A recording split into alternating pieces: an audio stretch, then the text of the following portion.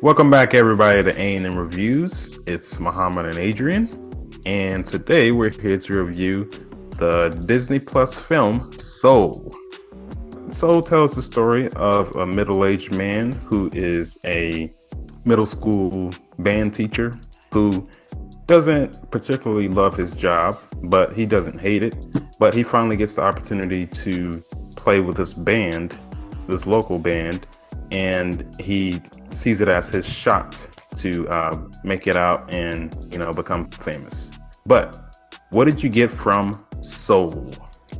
It's interesting how it's about, obviously jazz music is heavily influenced in it throughout the story.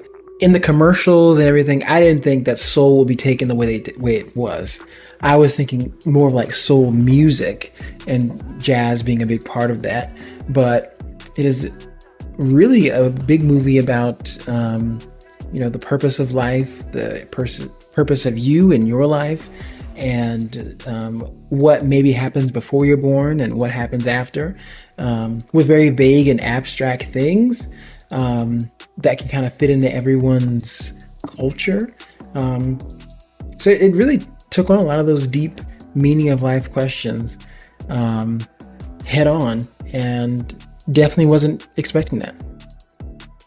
No, I wasn't expecting that either. Really, I hadn't watched the trailer in a while before I saw it, so I pretty much forgot everything about it, but I thoroughly enjoyed this one.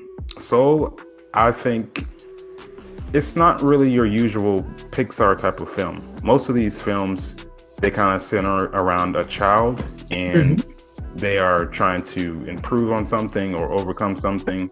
But this time it focuses on an adult, a middle-aged man that is trying to live out his dream. But I mean, it's a very unusual kids movie.